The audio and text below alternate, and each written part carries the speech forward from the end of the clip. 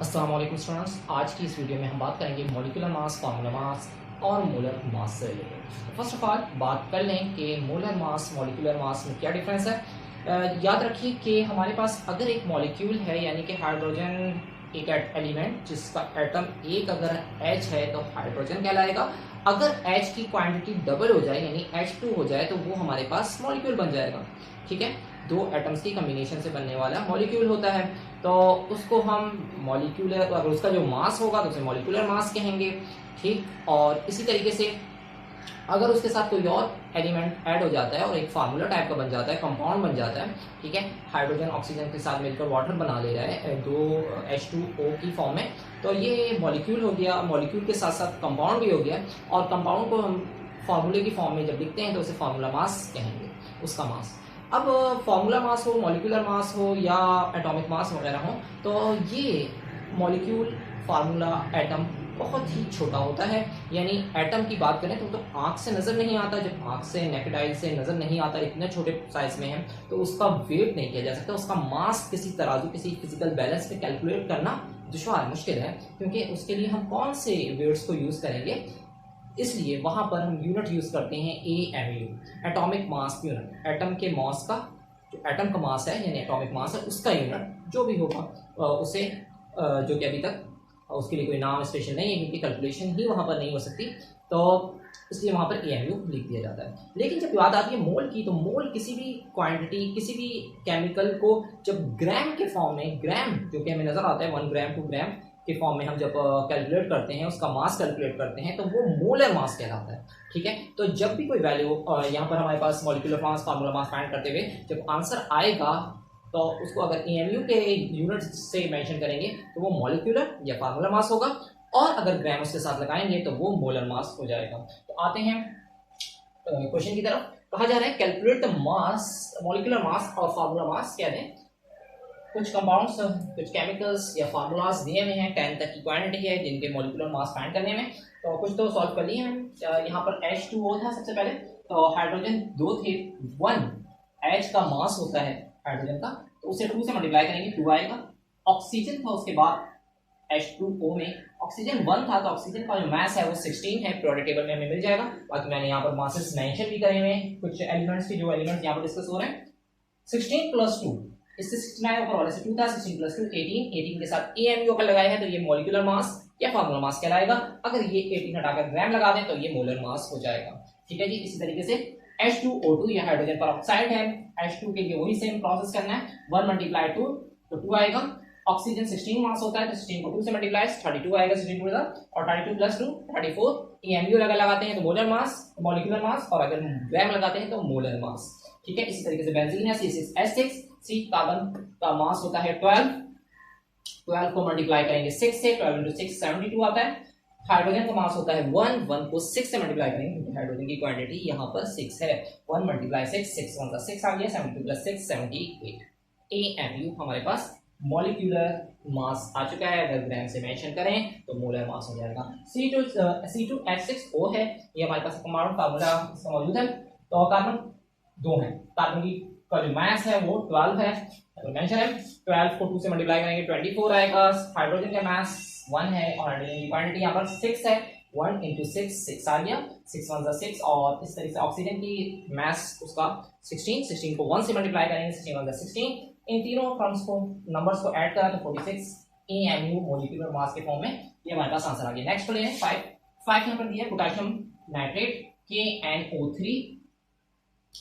Potassium क्या मास यहाँ पर मेंशन 39, आप पीरियोडिक टेबल से चेक कर सकते हैं, 39 into 1 is equal to 39, 39 quantity आ रही है, सही है। इसी तरीके से नाइट्रोजन, नाइट्रोजन ले लें, नाइट्रोजन का हमारा 14 होता है, नाइट्रोजन यहाँ मेंशन नहीं है जी, 7 इसका नंबर है और 14 इसका मास है, मेंशन कर दें 14। अच्छा जी, नाइट्रोजन आ गया, नाइट्रोजन की क्वांटिटी है भी 1, तो 14 into 1 तो 14। इसी तरीके से O3, ऑक्सीजन का मास होता है 16, 3 से मल्टीप्लाई करेंगे तो 3 6 18, 8 1 कैरी, 3 1 3 और प्लस 1 तो 48। इन तीनों को ऐड कर रहे हैं, 8 और 4 12 होते हैं। 12 में अगर 9 ऐड करते हैं तो 21 आता है। 1 इधर 2 कैरी, ठीक है। 3 और 2 5, 5 और नीचे भी 5, तो 101 AMU हमारे पास इसका मॉलिक्यूलर मास आ गया, ग्राम में मोलर मास हो जाएगा। नेक्स्ट है C6H12O6 ग्लूकोज है, ठीक है। C6H12O6 सिंपली C6 तो 6 12 मल्टीप्लाई 6 H12 है 1 मल्टीप्लाई 12 और O6 है 16 मल्टीप्लाई 6 तो 16 6 को 12 से मल्टीप्लाई करेंगे तो 6 2 12 पहले 2 से 6 2 12 आ गया 1 कैरी 6 6 7 1 प्लस कर दिया उसमें 12 1 12 हो गया 16 6 से मल्टीप्लाई होगा 6 6 36 6 इधर 3 कैरी 6 1 6 और उसमें 3 ऐड तो 96 तीनों को ऐड कर मोलर मास या मॉलिक्यूलर मास आने वाला है। 6 + 4 कर दें तो ये 10 हो रहा है 1 कैरी और ये हमारे पास 18 यानी 180 AMU अभी मैं मेंशन कर रहा हूँ। तो ये हमारे पास मॉलिक्यूलर मास आ चुका है। कुछ 6 एलिमेंट्स हो चुके हैं, आगे कुछ 4 रह गए तो इन्हें भी कर रहे हैं। डस्टर ले आए थे।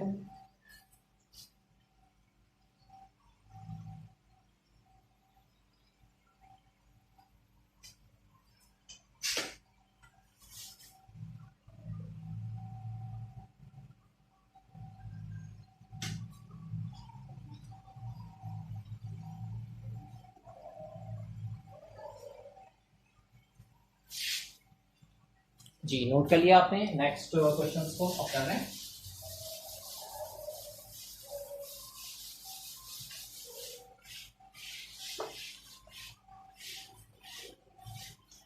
अच्छा जी, अब नेक्स्ट नंबर पर जो आ रहा है 6 हो गए थे 7 Al2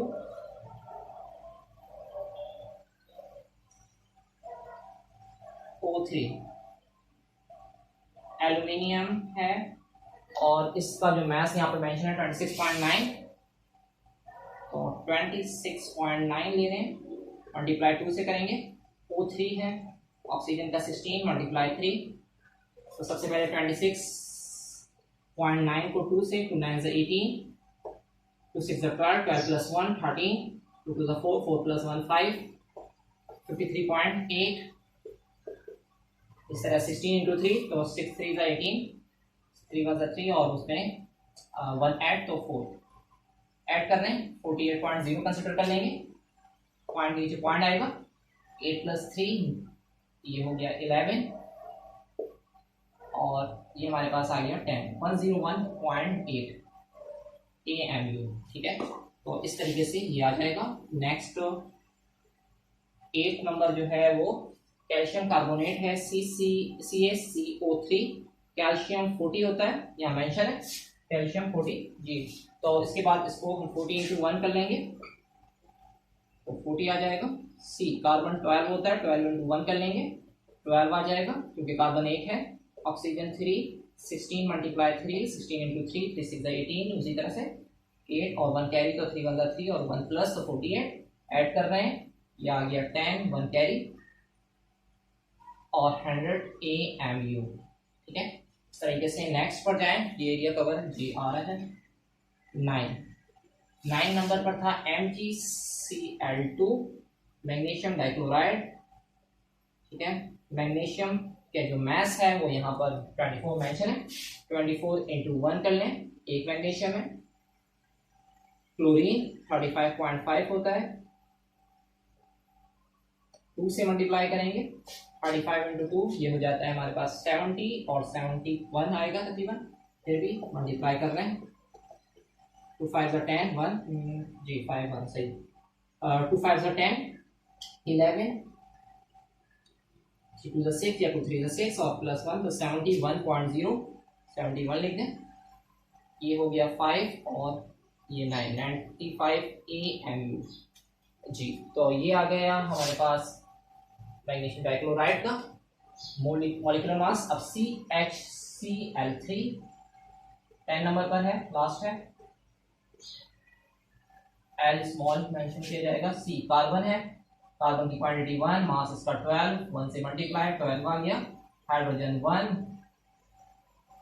1 से मल्टीप्लाई 1 आ गया, क्लोरीन 35.5, 3 क्वांटिटी थी क्लोरीन की, तो 35.5 मल्टीप्लाई हो जाएगा 3 से, जी 5 था, मल्टीप्लाई करेंगे 3 से, तो 35.5 अब 3 से मल्टीप्लाई कर लें,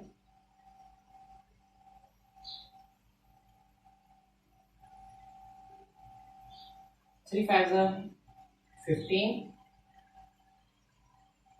सही है, 1 कैरी, 3 5 15, 15 प्लस 1 16, और 1 कैरी गया, 3 3 9, 9 प्लस 1 10, 106.5, नीचे लिख रहे हैं, तो 106 में 12 अगर ऐड करें, या 6 7 8 9, इसको मैं जरा पीछे करके लिखूं, ये क्लियर रहे आप। क्लोरीन था Cl3 35.5 मल्टीप्लाई 3, वैल्यू आ रही है 106.5, 5 same as it is, point अपनी जगह, 6 प्लस 2 और 1, तो 6 प्लस 2 हमारे पास 8 हो रहा है, और 1 9, 0 और 1 1 आ गया, 1 इधर आ गया, 119.5 AMU इसके साथ मेंशन कर दिया जाएगा। अच्छा जी, ये हमारे पर थे मॉलिक्यूलर मास या फार्मूला मास, इसके साथ साथ हम इसे मोलर मास भी कह सकते हैं अगर आंसर के साथ बैम मेंशन करा जाए। ठीक है, तो नेक्स्ट वीडियो में मजीद क्वेश्चंस डिस्कस करेंगे। Thanks for watching this video.